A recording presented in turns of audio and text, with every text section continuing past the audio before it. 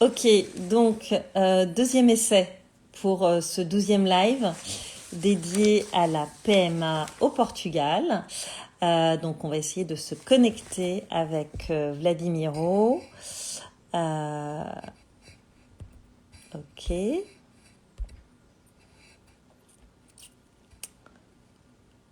Alors, on va croiser les doigts pour que ça fonctionne.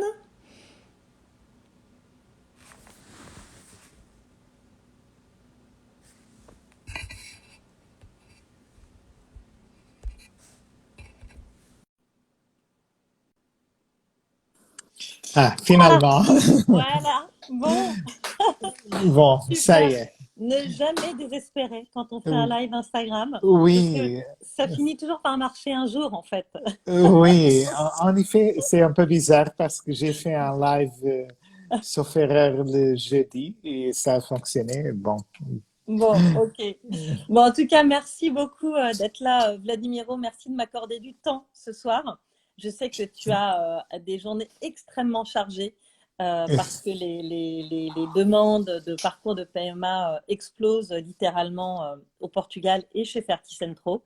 Et du coup, on va parler justement du parcours de PMA au Portugal. Donc, comme je le disais en introduction, la loi au Portugal est particulièrement progressiste. C'est l'une des plus progressistes d'Europe en matière de PMA. Est-ce que tu peux nous dire qui peut bénéficier de la PMA au Portugal aujourd'hui? Euh, OK, bon. Euh, Annelise, enchanté d'être ici. OK, pour moi c'est un plaisir de pouvoir participer dans ton Instagram Live. Je vais commencer pour faire une petite introduction. J'ai trouvé Annelise complètement par hasard parce que j'étais en train de préparer une conférence exactement sur ce sujet, avoir un enfant à 40 ans. Et quand je faisais des recherches sur l'internet, j'ai trouvé Annelise. Entre-temps, j'ai vu que tu fais des choses avec l'association des Cigognes de l'Espoir. Moi aussi, Exactement. j'ai fait quelque chose avec l'association. Et donc, c'était une énorme coïncidence. Et donc, on a commencé à parler. Et voilà, on y est maintenant. Bon, par rapport à la loi portugaise, ici au Portugal, en fait, notre loi est très progressiste. C'est un peu différent de la loi des pays dans lesquels la PMA est plus pratiquée. Mhm. Et la différence, c'est que, bon, tout d'abord, par rapport à la France, ici, les femmes célibataires ont le droit d'accès à la PMA et aussi les couples de femmes. Mhm. Donc, pour les couples homosexuels masculins, ça c'est aussi interdit ici, malheureusement, mais pour les couples féminins, pour les couples lesbiennes, on a le droit de traiter soit à travers la méthode repas Mhm. ou maternité partagée, soit pour une FIV ou une insémination. Donc, c'est déjà pas mal. Oui. Et aussi, nous avons une seule limite, c'est la limite d'âge féminin. Ici, c'est les 50 ans. Le jour où la femme complète les 50 ans, on ne peut, à partir de cet instant, on n'a pas le droit, on n'a plus le droit de traiter les femmes. Mais 50 ans, c'est déjà assez élevé. Et je ne suis pas sûre qu'en Europe, il y ait des pays qui aillent au-delà de 50 ans. Enfin, pas à ma Euh, connaissance. il y a des pays qui n'ont pas de loi, comme c'est le D'accord. cas de l'Espagne, et dans ce cas, c'est à chaque clinique de prendre cette décision. Il y D'accord. a des cliniques en Espagne et aussi au Chypre, je pense qu'il n'a À pas de Chypre. loi non plus D'accord. à Chypre. Et Ok. donc, je pense que ce sont les deux seuls pays dans lesquels c'est possible, à partir des 50 ans. Alors, ce qui caractérise aussi le Portugal, c'est le fait que les donneurs et les donneuses ne soient pas anonymes. Mhm. Donc ça, c'est aussi une grande, grande différence. Et moi, ce que j'aimerais savoir, c'est en quoi c'est intéressant finalement de faire appel à un donneur ou à une donneuse non anonyme. Quel est l'intérêt? Bon, premièrement, pour expliquer, au Portugal, les enfants issus d'une PMA ont le droit d'accès à l'identité de ces donneurs à l'âge de 18 ans. c'est-à-dire c'est un droit de l'enfant, c'est pas un droit des parents, et donc et c'est non plus c'est pas un droit du donneur ou de la donneuse non plus. Donc l'accès aux origines, à l'identité des donneurs, est une garantie de l'État portugais, et donc cette information est gardée pendant 75 ans. Pourquoi est-ce que je trouve ça important? Initialement, je suis complètement confortable pour parler de ce sujet parce Ouais. qu'initialement, j'étais absolument contraire à cette loi.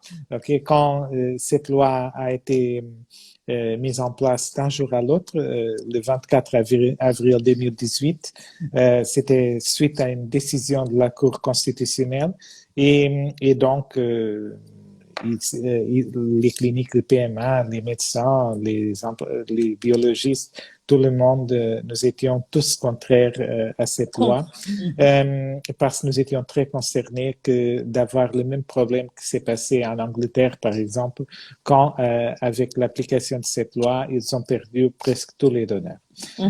Donc, par cette raison, on a dit que, bon, l'anonymat n'est pas l'idéal, mais c'est peut-être la seule manière d'avoir des donneurs. Et donc, on peut sacrifier ce que seraient les conditions idéales pour gagner des donneurs disponibles. Absolument. Mais bon, mais heureusement, ça, c'est pas le cas. Tout d'abord, nous avons un effet paradoxal, je sais pas si ce mot existe en français. Donc, c'était une surprise parce que ce que nous avons vu, c'est exactement le contraire. Le nombre de donneurs a monté. Nous n'avons jamais autant de donneurs qu'après l'application de cette loi, ce qui était une énorme surprise. Et donc, et pour moi, il y a une décision de la Cour européenne des droits humains qui s'est prononcée sur ce sujet, disant que l'accès aux origines est un droit de toutes les personnes. Le Conseil européen, je ne sais pas si c'était la Commission européenne ou le Conseil, je ne suis pas sûr, mais il y a une recommandation pour tous les pays d'adopter les lois qui enlève l'anonymat des donneurs exactement à cause des droits de l'enfant, du droit d'accès de chaque personne à ses origines. Et par ailleurs, il y a une autre chose actuellement qui est complètement impossible à contrôler. Parce que actuellement, aujourd'hui, tu peux aller en ligne, chercher une banque d'ADN, tu payes 50 euros, tu payes 50 euros et tu reçois chez toi un kit pour faire un prélèvement de la muqueuse orale et dans une semaine, tu vas recevoir l'information sur quelle est ton origine génétique, Donc, quel est ton patron. Et non, c'est seulement pour conclure. Il y a des bases de données qui ont déjà plus de 25 millions de profils d'ADN. Et là, si, par exemple, une personne qui a été née après un don peut aussi recevoir une information comme ça. Nous avons enregistré 5 demi-frères et 12 demi-sœurs. OK? Et donc, ça existe déjà aujourd'hui. D'ici à 20 ans, ça sera encore plus compliqué. Et donc, c'est très facile à trouver un donneur basé dans ces bases de données en ligne. Il y a même une association en France qui s'appelle PMA non anonyme, qui a déjà réussi à identifier une centaine de donneurs. Donc, tu veux dire que le don anonyme n'existe pas en fait, du coup? Exactement, c'est ça. Et donc, le vrai choix qu'on fait quand on fait un don, c'est entre avoir l'accès à l'identité du donneur d'une façon contrôlée, d'une façon contrôlée par l'État, dans ce cas par l'État portugais, de contacter un donneur ou une donneuse donneuse qui est d'accord pour enlever son identité, qui attend un moment dans l'avenir dans lequel elle sait déjà que quelqu'un va l'appeler ou il sait déjà que quelqu'un peut le contacter, c'est entre ça ou le risque d'être contacté par que votre enfant cherche un donneur et le donneur ne souhaite pas être contacté, il ne savait pas qu'il pourrait être identifié et surtout que ça s'est fait d'une façon complètement décontrôlée. Ouais. Ça peut interférer avec sa stabilité, la stabilité de sa famille, sa vie personnelle, tout ça. Donc en fait, il n'y a finalement que des avantages à faire appel à un don, à une donneuse ou à un donneur anonyme. Non anonyme, oui. Pardon. Exactement. Et c'est par cette raison que, par exemple, en France, la loi va changer. Probablement, elle aurait déjà changé. Ouais. Si c'était pas cette situation du Covid, je pense que actuellement on aurait déjà la nouvelle loi en France et c'est la même chose partout. On voit que il y a des pays comme l'Angleterre, la Suède, la Danemark, l'Austrie, l'Hollande, les Pays-Bas, la Belgique. Donc un peu partout. On commence à avoir des lois progressistes. Il y a bien sûr encore des médecins des pays dans lesquels le don reste en pratique, mais je pense que d'ici à 10-20 ans, on va avoir, tout le monde aura des donneurs non anonymes. Oui, bien sûr, bien sûr. Alors, justement, qu'est-ce que ça permet aussi d'obtenir comme information sur la donneuse ou sur le donneur quand il n'est pas anonyme? Qu'est-ce qu'on sait en tant que futur parent par rapport à eux? Bon, donc, la première chose, c'est que ici à Ferticentro, les informations qu'on donne sur les donneuses, nous avons deux types de profils de donneuses. Le profil basique dans lequel on dit la donneuse 1, 2, 3, 4, elle est A+, 22 ans, elle fait 1m65, il est marron, cheveux marrons, quel que soit, elle est étude de pharmacie, par exemple. Et dans ce cas, et on donne aussi la liste d'examens auxquels elle a été soumise. Et aussi, on peut donner l'information par rapport à l'existence d'un enregistrement de grossesse. C'est-à-dire qu'elle a déjà donné lieu à une grossesse, soit dans un don antérieur, soit pour avoir ses propres enfants. Il y a aussi le profil plus complet. Et dans ce cas, pour le profil plus complet, on donne aussi plus d'informations personnelles. Les donneuses et les donneurs les plus récents, on donne déjà des informations concernant s'ils jouent le piano, s'ils aiment...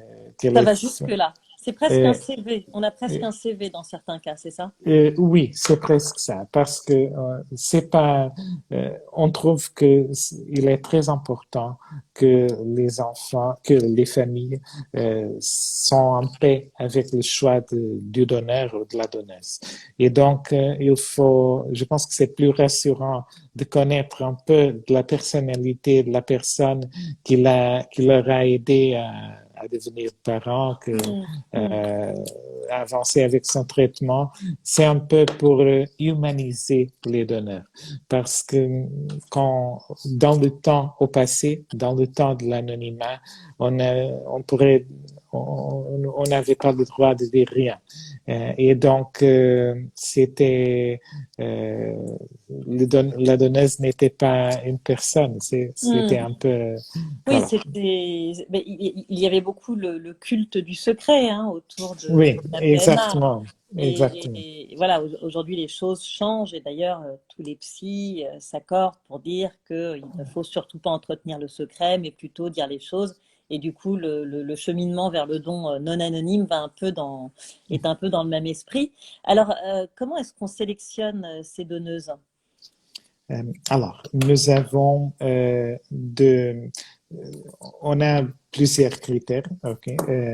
Normalement, nous choisissons, on part des caractéristiques physiques de la receveuse, mais ça, on le discute avec les patientes auparavant.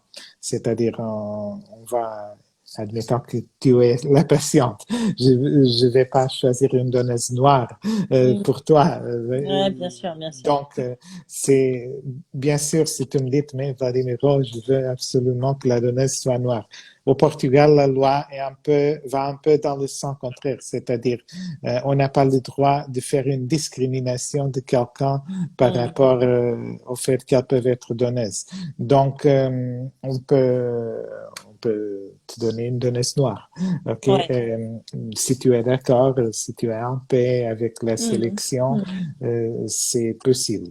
Donc, normalement, c'est un dialogue que nous avons avec les patientes Mhm. et à partir de ce moment, on prend la décision ensemble et auparavant, toujours auparavant. D'accord. Et ouais, ce qui est intéressant pour revenir à la donneuse noire, c'est qu'au Portugal, justement, vous avez une très grande variété de phénotypes en termes Mhm, de donneuses parce que les gens donnent beaucoup. Tu m'expliquais que c'était un peu comme donner son sang. Donner ses ovocytes au Portugal, mhm, c'est un peu le même geste, le même altruisme. Et du coup, ça vous permet d'avoir voilà, un choix de donneuses, un mhm. échantillonnage de donneuses très, très varié. Exactement. Ici au Portugal, nous avons, tout d'abord, je pense que nous avons une culture très favorable au don. Le don, être donneur de quelque chose, soit de sperme, soit d'ovocyte, est très bien vu. Par exemple, après la publication de la décision de la Cour constitutionnelle qui a enlevé l'anonymat des donneurs, euh, on avait des campagnes officielles des hôpitaux publics pour avoir des donneuses, de la Société portugaise de la médecine de la reproduction, des associations de patientes. Et dans tous les cas, si tu allais au cinéma, avant de commencer le film, tu aurais une annonce de promotion aux dons. Donc, D'accord. Ouais. c'est une chose très C'est une bien vraie culture. acceptée. Exactement. Et donc, tout le monde le voit d'une façon favorable. OK? C'est pas une chose qui soit cachée.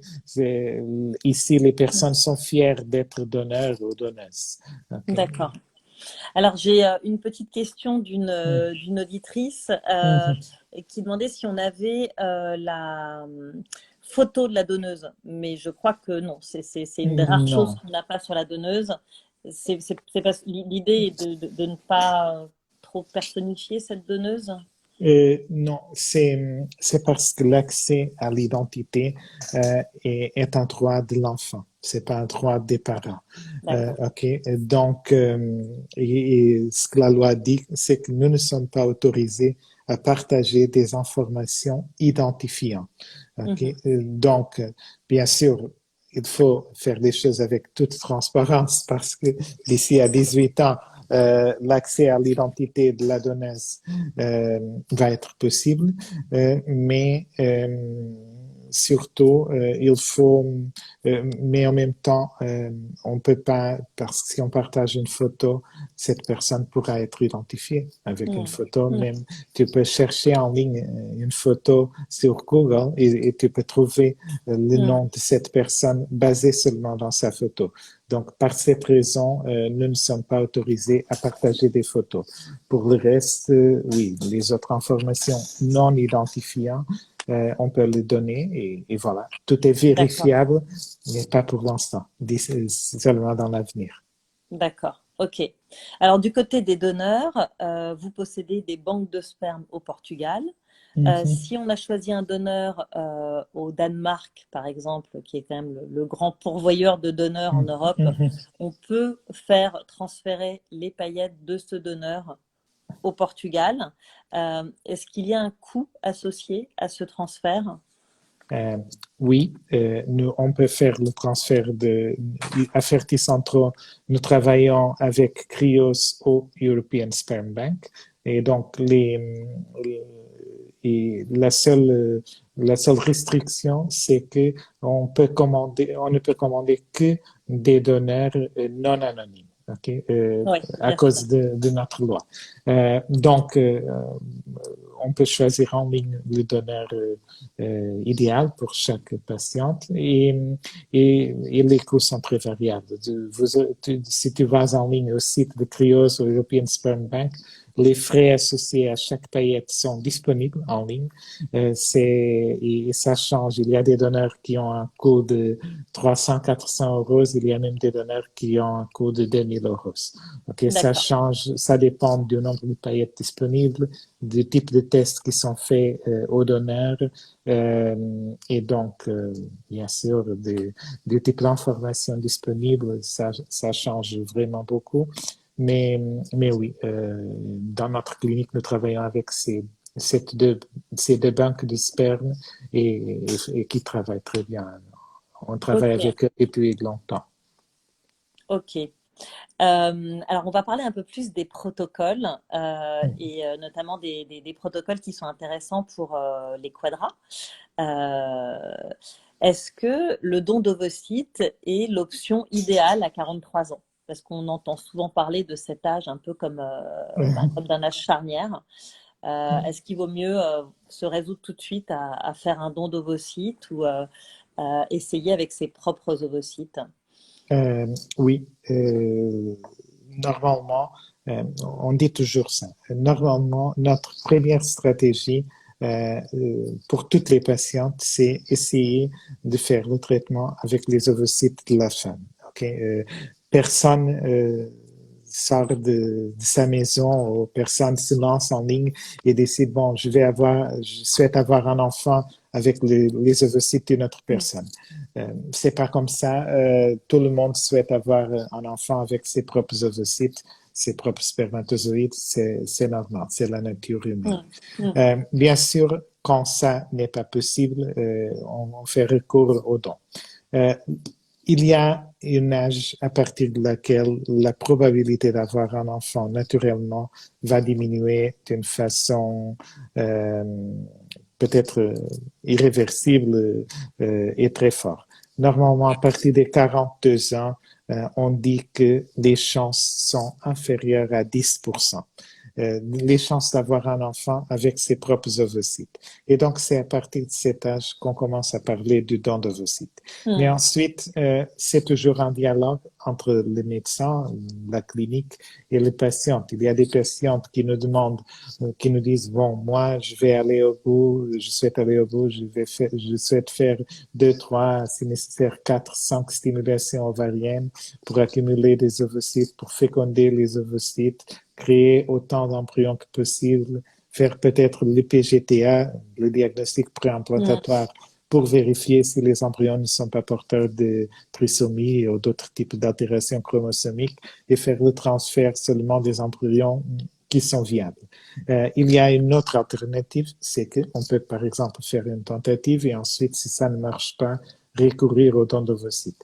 Bien sûr, pour la majorité des femmes à l'âge de 43 ans, malheureusement, les chances avec ses propres ovocytes seront soit nulles, soit très faibles. Et dans ce cas, le don d'ovocytes est sans doute l'option, parce qu'avec un don d'ovocytes, on parle de 60, peut-être 70% de grossesse. Alors, et normalement, on a 4-5 blastocysts. Donc, c'est une différence énorme par rapport à ce qui se passe avec ses propres ovocytes. Mm, Dans ce mm. type de traitement, on a un, peut-être deux embryons et la qualité, la probabilité qu'ils soient normaux, ça sera inférieur à 10%. Ouais, Donc, c'est ça. d'accord. Donc, on a le don d'ovocytes, on a également le double don. Donc, le double don, c'est Mhm. pour les femmes seules. C'est aussi pour les couples voilà, dont les ovocytes et les spermatozoïdes ne sont plus forcément très en forme. Euh, Mhm. j'ai une question d'auditrice par rapport à ça, qui a eu un premier échec de FIV avec don Mhm. d'ovocytes et qui se demandait si elle augmentait fortement ses chances de réussite avec un double don. Est-ce que les pourcentages de réussite sont vraiment très différents entre un don d'ovocytes et un double don? Ça dépend, ok, parce que je ne sais pas qu'est-ce qui se passe du côté masculin. Si son mari a un sperme normal, je dirais que les chances seront les mêmes. Okay? La nature a été un peu plus généreuse avec les hommes qu'avec les femmes. Parce que normalement, on dit que les 35 ans des femmes sont les 45 des hommes. Et donc, les 45 des hommes, c'est l'âge à partir de laquelle on a la fertilité masculine commence à diminuer, mais ça diminue très doucement. Et donc, par exemple, Mick Jagger, il a été parent il y a 2-3 ans. Tout le monde connaît des messieurs à l'âge de 80, 75, quelque chose comme ça, qui ont réussi à avoir ses propres enfants. Donc, c'est-à-dire, on ne sait pas exactement qu'est-ce qui se passe dans le cas de cette femme, mais en théorie, un donneur de sperme est toujours quelqu'un qui a été étudié, qui est considéré comme une personne plus fertile que la majorité et donc, théoriquement, un donneur de sperme aura toujours un meilleur prognostic. Cependant, par la majorité des cas, je ne pense pas que ça fera vraiment la différence. Mais bien sûr, sans savoir exactement qu'est-ce qui se passe, c'est bien difficile. sûr, c'est du cas par cas. Absolument. Alors, au-delà de ça, on a aussi le don d'embryon. Alors bon, on en parle régulièrement sur ce compte du don d'embryon, mais c'est toujours intéressant de rappeler la différence entre le double don et le don d'embryon, si ça ne te dérange pas.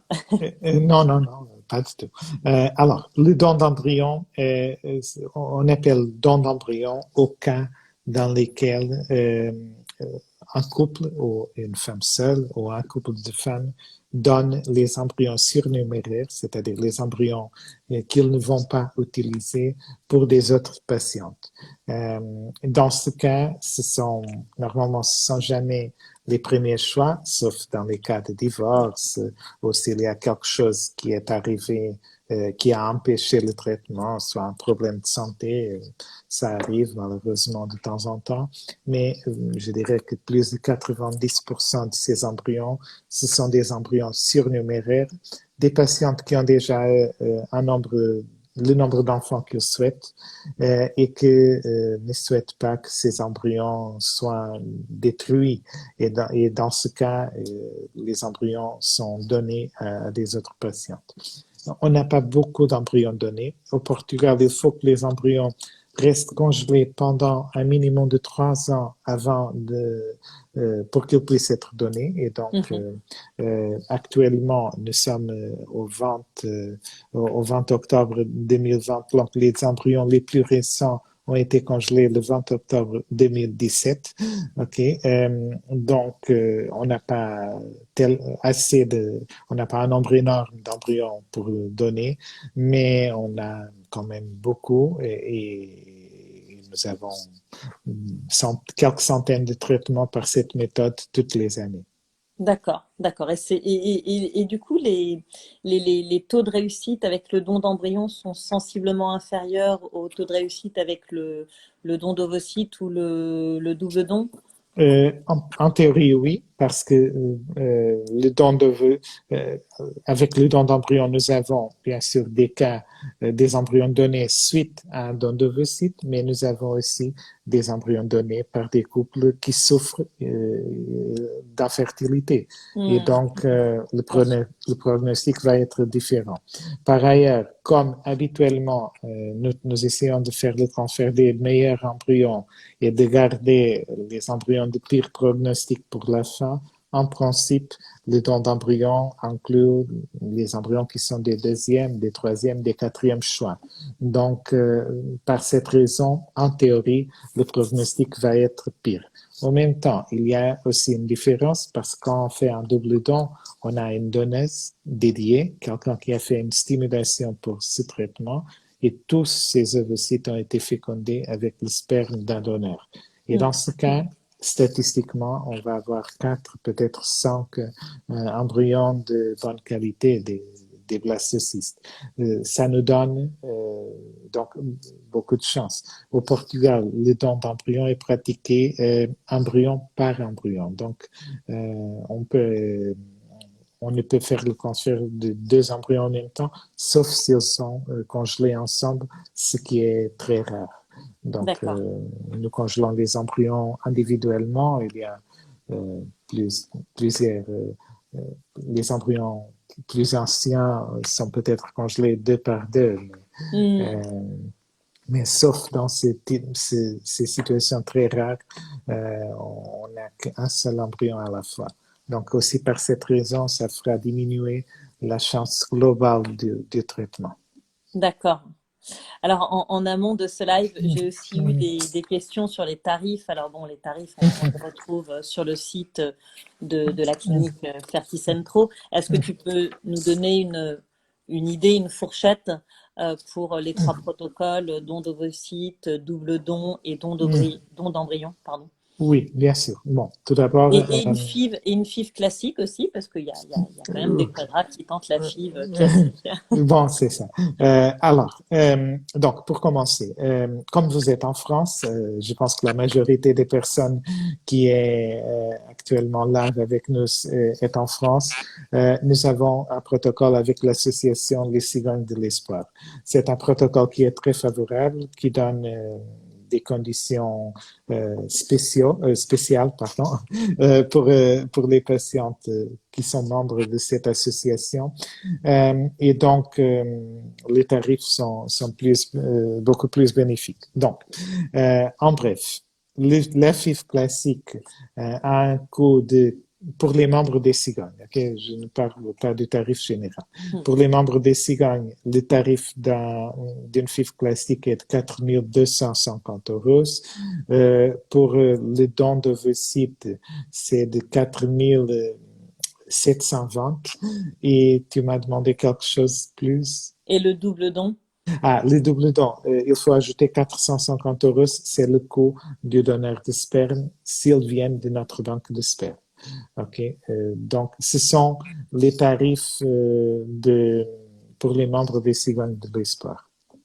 Et on me demande aussi en commentaire combien de blastocystes vous garantissez. Je crois que c'est deux. C'est deux. Nous avons d'autres types de protocoles qui garantissent 5, etc. Mais pour le protocole standard, c'est-à-dire pour le protocole des cigognes de l'espoir, nous garantissons deux blastocystes. Qu'est-ce que ça veut dire? Ça signifie que si nous n'avons aucun blastocyste ou si nous n'avons qu'un seul blastocyste, les patients ont le droit à une deuxième tentative avec une autre donneuse ou le même donneuse. C'est une chose à voir, sans coût additionnel, ok? Parce que dans ce tarif, c'est inclus, c'est compris une transfert embryonnaire, mais si nous avons une deuxième tentative, les patients ne payent que le deuxième transfert, mais la création des embryons, c'est garanti par ce protocole avec les cigognes. D'accord, ok. Ok, alors j'avais d'autres questions un petit peu techniques qui concernent l'utilisation de Allez-y. l'embryoscope. Alors, C'est vrai qu'on entend vas-y. beaucoup parler de l'embryoscope aujourd'hui. Ok. Alors, est-ce que ça a un véritable impact sur la qualité de la maturation de Euh, ces embryons? alors,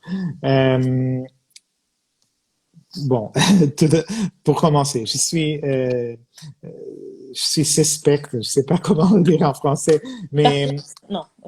euh, pour vous expliquer, pour t'expliquer. Alors, euh, Ferticentro a été la première clinique au Portugal à avoir l'embryoscope il y a plus de 7 ans. Nous avons aussi été parmi les premières cliniques au niveau européen à avoir ce type de technologie. Et donc, nous sommes d'un côté très expérimentés avec l'embryoscope et d'autre côté très favorables à l'utilisation de cet outil. Et donc, c'est par cette raison que nous avons deux embryoscopes, un embryoscope plus et un embryoscope classique. Et l'embryoscope plus, nous l'avons acheté l'année dernière parce que on pense et on croit que c'est un vrai avantage.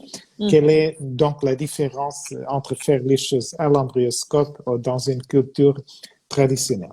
Bon, tout d'abord, l'embryoscope est un incubateur avec une vidéocaméra incorporée qui nous permet de faire la culture embryonnaire sans manipulation. C'est-à-dire, à partir du moment où le spermatozoïde est injecté à l'intérieur de l'ovocyte, l'embryon, le futur embryon est mis à l'intérieur de l'embryoscope, il commence à se développer et de l'intérieur de l'incubateur, de l'embryoscope, il ne sort que vers l'utérus de la mère. C'est-à-dire, il n'est pas exposé à des variations de pression, des CO2, d'oxygène, de température, de pH. Donc, c'est une culture beaucoup plus stable et donc, et surtout avec moins de manipulation. Et par ailleurs, il y a des choses qui se passent lors du développement embryonnaire qui sont seulement visibles avec ce type de technologie. Je te donne l'exemple le plus classique. Un embryon devra se diviser dans une évolution normale de une à deux cellules. Ensuite, chacune de ces deux cellules devra se diviser jusqu'à quatre cellules, etc. Si un embryon fait une division directe de une à trois cellules et une de ces trois cellules se divise en deux, à J2, l'embryon aura quatre cellules telles que tout embryon normal. Mais si on fait donc une culture traditionnelle, on va enlever la plaque avec les embryons de l'incubateur, on va la mettre sous le microscope et on va dire à la patiente ou au couple, qui soit, Madame, Monsieur, vous avez un embryon fantastique. Cependant, le fait que cet embryon est parvenu d'une division directe de une à trois cellules nous indique que la probabilité que cet embryon soit porteur d'une anomalie chromosomique est supérieure à 99%. Et donc, ça c'est vraiment, ça nous aide beaucoup à identifier les embryons avec le pire prognostic, donc pour faire une sélection négative, et les divisions directes sont seulement un exemple. Il y a de la multinucléation, de la fusion cellulaire, enfin, beaucoup de problèmes de division cellulaire qui ne sont visibles qu'avec ce type de technologie et qui nous aident à identifier les embryons qui ont un prognostic le plus négatif. En même temps, on peut aussi avoir le problème contraire, c'est-à-dire si tous les embryons sont très bien, si nous avons 4, 5, 6 blastocystes de très bonne qualité, il y a des algorithmes, même basés dans l'intelligence artificielle ou dans des notes manuelles des biologistes, qui nous permettent d'identifier quels sont les embryons les meilleurs entre les meilleurs. Il y a des études qui ont arrivé à des pronostics de grossesse 20% supérieurs avec l'utilisation de l'embryoscope. Cependant, ça n'arrive pas dans toutes les cliniques. Ça dépend beaucoup de la manière comme le laboratoire travaille. Ça dépend beaucoup de l'organisation de la propre clinique. Mais c'est indiscutable qu'il y a des choses qui sont, surtout pour la sélection négative, les avantages sont très évidents. Évident. D'accord. D'accord. Pour la sélection positive, c'est encore une chose à voir. Il y a beaucoup de recherches dans l'actualité. Même aujourd'hui, j'ai vu une étude très récente sur ce sujet. Donc, on continue à travailler sur ce sujet, mais c'est le futur. Actuellement, toutes les cliniques les plus avancées ont soit l'embryoscope, soit une méthode alternative, mais il faut toujours avoir la technologie time-lapse. La PMA sans la technologie time-lapse, c'est-à-dire l'embryoscope, le chéri, il y a plusieurs systèmes au marché, mais sans ce type de technologie, c'est pas possible. C'est le passé. Okay? Actuellement, sans le time-lapse, c'est comme faire la culture aux yeux fermés pendant 23 heures et demie. D'accord.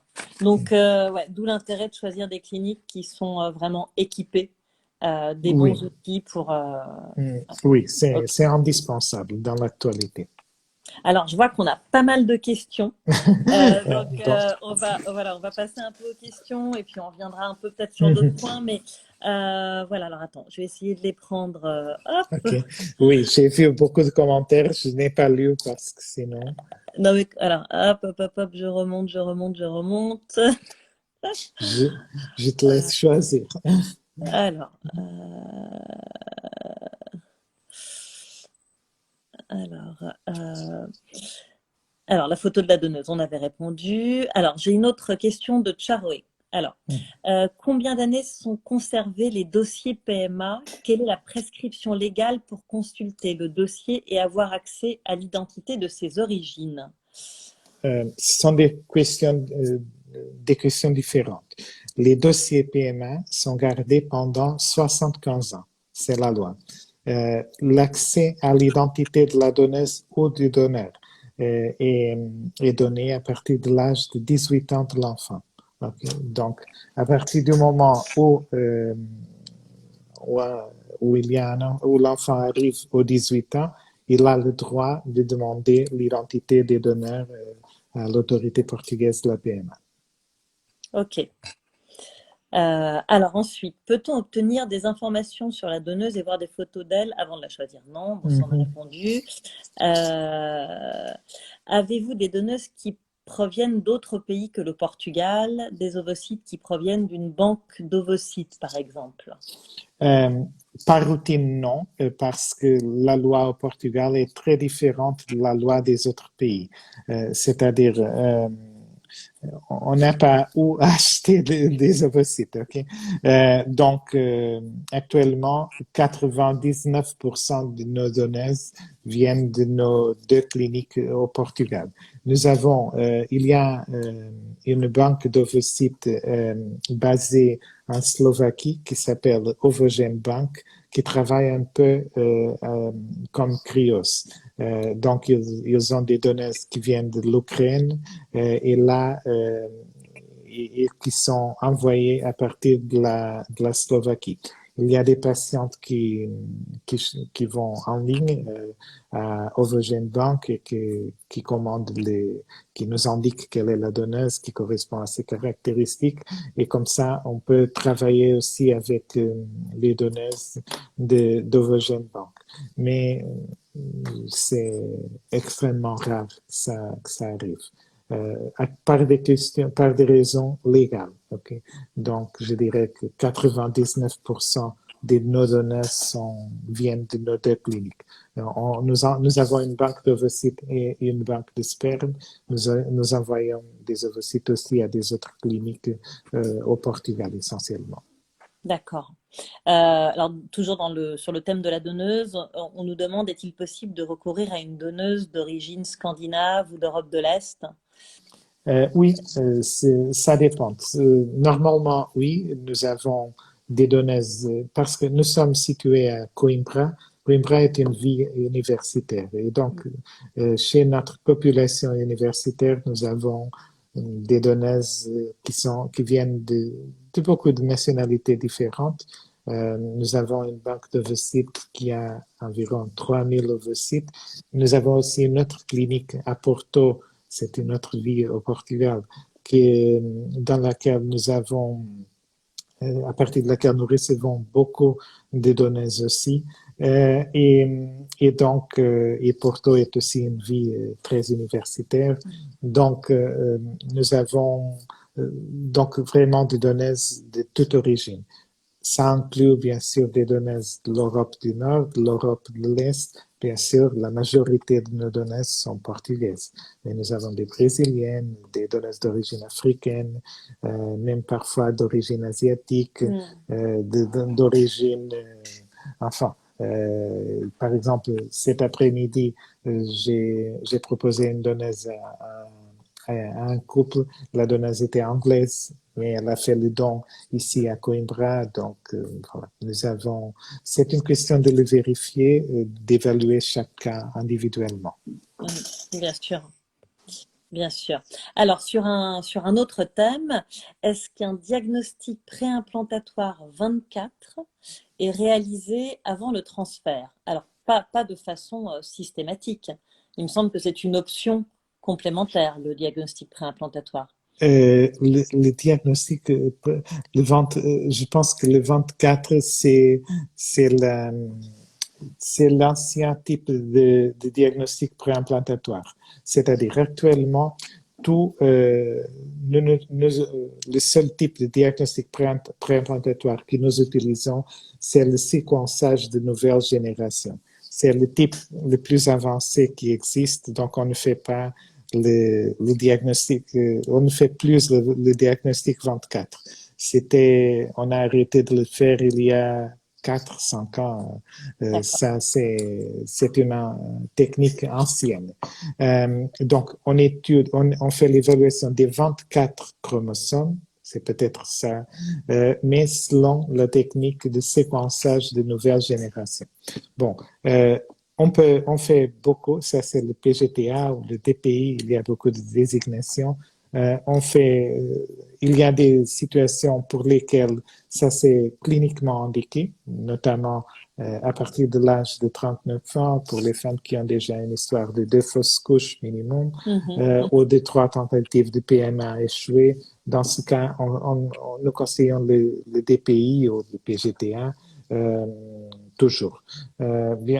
On le conseille toujours, ça ne veut pas dire qu'on le fait toujours. Okay? C'est une option, il y a des frais, il y a un coût associé, mais c'est ce que je dis toujours aux patients. Le diagnostic préimplantatoire, c'est pas une chose pour améliorer la probabilité de grossesse. Parce que si un embryon n'est pas de bonne qualité, c'est pas le diagnostic préimplantatoire qui va changer ça. Bien sûr.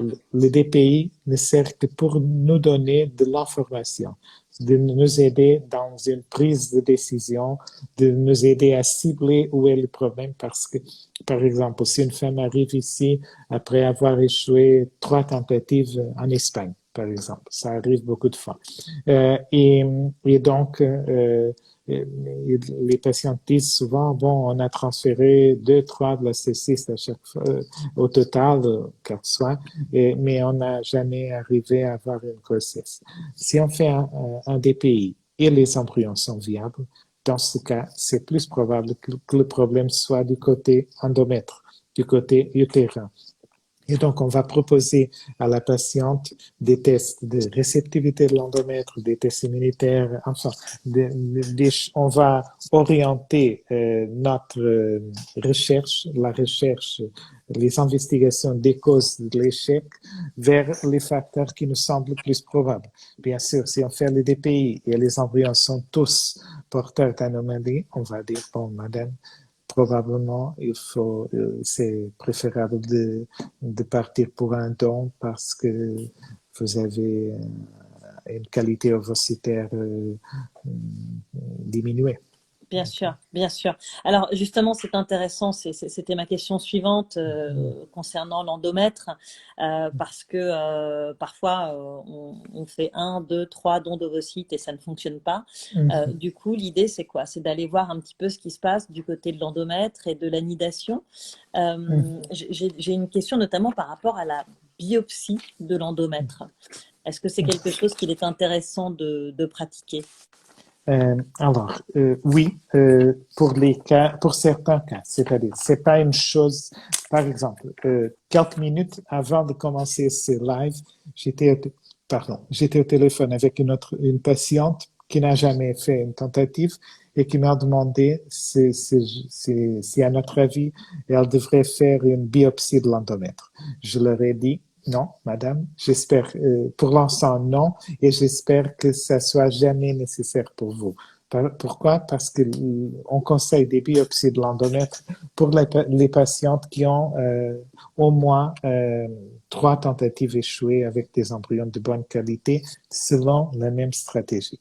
Par contre, si on arrive à ce moment, parce que statistiquement, on voit que même si on a 60% de probabilité de grossesse, si on part de 100 patientes, on voit qu'à après le premier transfert, 60 patientes sont enceintes, 40 ne sont pas enceintes. Si on transfère un deuxième embryon à ces 40 patientes, on va avoir 24 qui tombent enceintes et 16 qui resteront sans grossesse.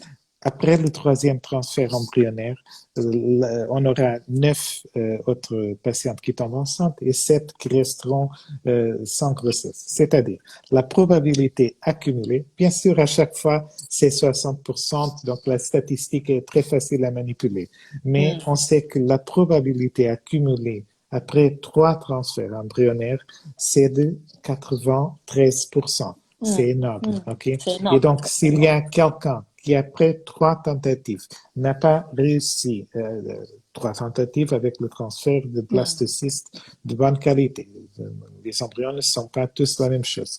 Donc, dans ce cas, il faut faire des tests, des biopsies de l'endomètre. Charoé, par exemple, elle vient de parler dans les commentaires de des tests ERA et du WinTest. Il en a d'autres, le ERAMAT. Enfin, il y a beaucoup de tests au marché. Normalement, qu'est-ce qu'on fait? On fait une préparation de l'endomètre pareille à celle qu'on fait pour le transfert d'embryons congelés ou pour un dendrocyte, mais au jour de transfert embryonnaire, au lieu de faire le transfert, on prélève une petite pièce de tissu de l'endomètre et on va tester, sauf erreur, 236 gènes dans le cas du test ERA. Le WinTest inclut environ 13 ou 15 gènes, je ne suis pas sûr. Et donc, les résultats vont être une de 3 possibilités.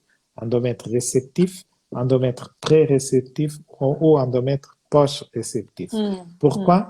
Parce que pour certaines femmes, quand on fait cette préparation, il y a toujours deux phases. La phase proliférative, dans laquelle l'endomètre va grandir jusqu'à 8 mm d'épaisseur, et la phase sécrétoire. C'est quand on ajoute la progestérone au protocole et l'endomètre commence à être vascularisé et préparé pour recevoir des embryons.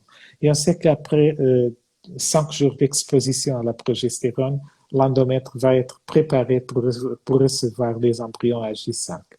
Donc, ce qui se passe pour certaines femmes, c'est que après 5 jours de progestérone, l'endomètre, par exemple, n'est pas encore préparé.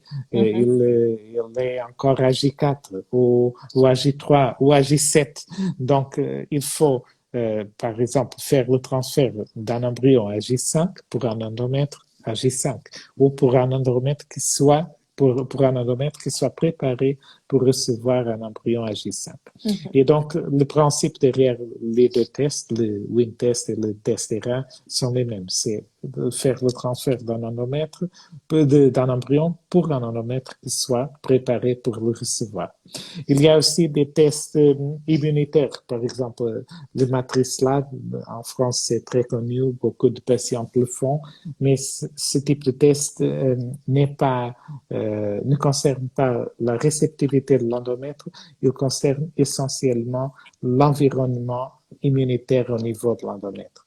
Donc, ce sont les cellules natural killer et les cytokines, c'est-à-dire c'est la réaction immunitaire de l'utérus à la présence de l'embryon qui parfois peut être exagérée et causer une réjection de l'embryon. Et donc, pour tout ça, il y a des traitements. Parfois, on a un utérus qui est en suractivation ou en sous-activation immunitaire. Et, par exemple, dans le cas de MatriceLab, dans son rapport, ils indiquent exactement quelle est la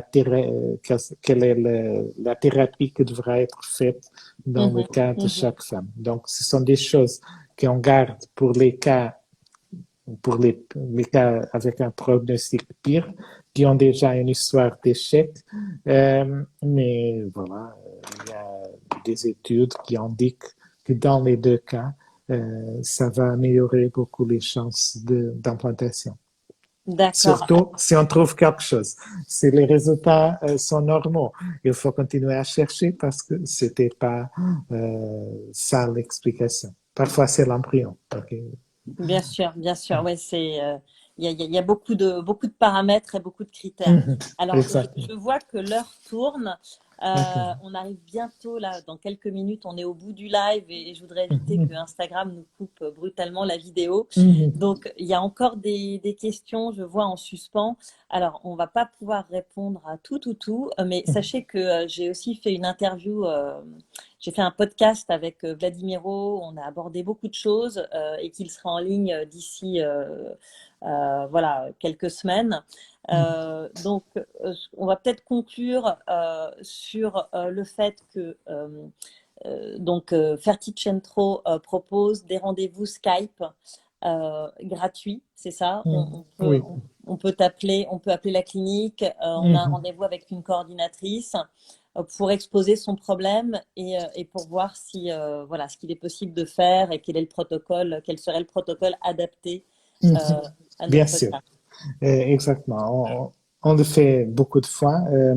Ça fait on le fait tous les jours. Ok. Et actuellement, nous sommes un peu débordés avec beaucoup de patientes parce que toute cette situation du Covid, les patientes ont décalé des traitements, bien sûr, mais nous continuons disponibles. Parfois, on ne répond pas dans les médias, mais on répond à tout le monde et surtout, nous sommes disponibles pour continuer à aider les patients.